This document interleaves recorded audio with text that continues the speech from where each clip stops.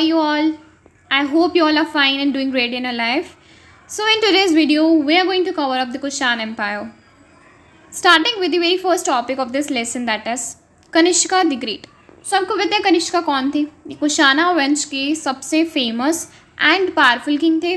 उन्होंने 78 CE में राजगद्दी को संभाला था एंड उसी साल में उन्होंने शाका संवाद को भी शुरू किया था, जो आज भी भारत का सरकारी कैलेंडर है. And he was a brave warrior. ऐसा क्यों था? क्योंकि इनका साम्राज्य मथुरा से लेकर सेंट्रल एशिया तक फैला हुआ था. पहले इसकी कैपिटल पेशावर थी एंड उसके बाद दूसरी इसकी कैपिटल बनी Mathura. He was also the supporter of Buddhism. पहले ये शैविज़्म को फॉलो करते थे, बाद में इन्होंने बुद्धिज़्म को फॉलो करना स्टार्ट कर दिया था.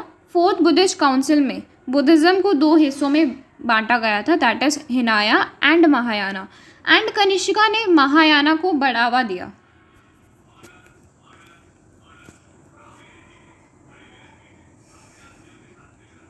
Next we have is the Silk Road.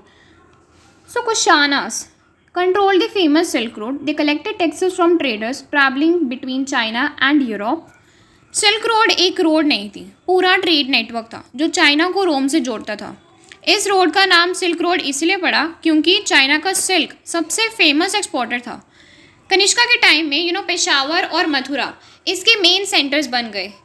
Kushanas trader से टैक्सेस कलेक्ट करते थे एंड इसी वजह से वो काफ़ी ज़्यादा रिच बन गए थे, अमीर बन गए थे. सिल्क रोड देखिए, सिल्क रोड से ट्रेड तो होता ही था, साथ में विचार भी फैलने स्टार्ट हुए, ideas, culture and religion as well. Buddhism का स्प्रेड हुआ, नॉलेज भी एक्सचेंज हुई. So that silk road was very very helpful. Gandhara art. So Greek technique and India के जो रिलीजियस आइडियाज़ हैं उनको मिलाकर बना गंधारा आर्ट. ये कुशाना काल की आर्ट है, specially during the time of Kanishka. इसको ग्रीको बुद्धिस्ट आर्ट भी कह देते हैं या फिर इसको इंडो ग्रीक आर्ट भी कहते हैं. तो इससे पहले क्या था, बुद्धा को सिर्फ और सिर्फ सिंबल से दिखाया जाता था. गंधारा आर्ट ने पहली बार बुद्धा को इंसान के रूप में बनाया. It produced beautiful statues of Buddha that looked very realistic. Also, you can see in the picture. Yes, Mahayana Buddhism. महा प्लस याना मतलब बड़ा रास्ता.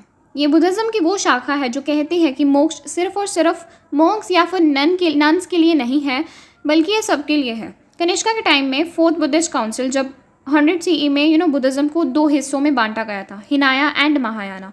हिनाया वॉज द छोटा रास्ता एंड महायाना बड़ा रास्ता था, जहाँ पर बुद्धा को ईश्वर माना गया था. इसीलिए गंधारा एंड मथुरा आर्ट में बुद्धा की मूर्तियाँ बनाई गई थी.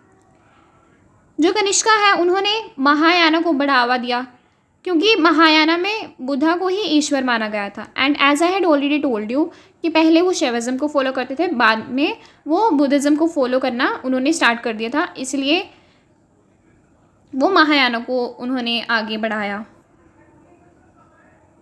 Next is use of gold coins. So, Kushanas they were the first to introduce gold coins in India. Kushanas का सिल्क रोड पर कंट्रोल था. रोम के साथ ट्रेड में उन्होंने इंडिया से स्पाइसेस, क्लोथ्स वगैरह मिलते थे उनको. उसके बदले में क्या था, रोम से बहुत सारा सोना आता था इंडिया में. पिछले लेसन में भी हमने ये डिस्कस किया था कि एक रोम के हिस्टोरियन थे, तो उन्होंने तो कंप्लेन भी की थी कि इंडिया हमारा सारा सोना लेकर चला जाता है. तो इसे रोमन गोल्ड ट्रेन कहते थे. इसी गोल्ड से क्या था, कुशानास ने कॉइन्स बनाना स्टार्ट कर दिया था. इन कॉइन्स पर बना क्या होता था, कॉइन्स पर किंग्स की इमेज बनी होती थी, स्पेशली कनिष्का की भी इमेज बनाई गई थी. और कई बार तो भगवानों की भी इमेज बनती थी, kings and gods. Fourth Buddhist council. So Kanishka ने एक बहुत बड़ी मीटिंग ऑर्गेनाइज करवाई बुद्धिस्ट मॉन्क्स की कश्मीर में, जहाँ पर उन्होंने इम्पॉर्टेंट रिलीजियस टीचिंग्स को डिस्कस किया, ऑल्सो बुक्स को लिखा. फोर्थ बुद्धिस्ट काउंसिल वही है कि जहाँ पर बुद्धिज़्म को दो हिस्सों में बांटा गया था, हिनाया एंड महायाना. इस मीटिंग का मेन मोटिव क्या था कि जो भी बुद्धा ने लेसन्स दिए हैं उनको लिखित रूप में प्रोवाइड करना, एंड आपसी जो भी उनके बीच में इश्यूज़ वगैरह थे, मतभेद थे, उनको सुलझाना इस मीटिंग का मेन मोटिव था।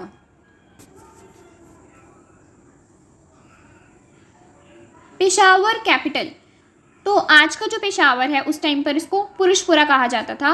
That was the main capital.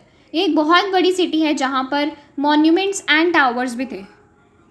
तो पेशावर को इसका कैपिटल क्यों चूज़ किया गया?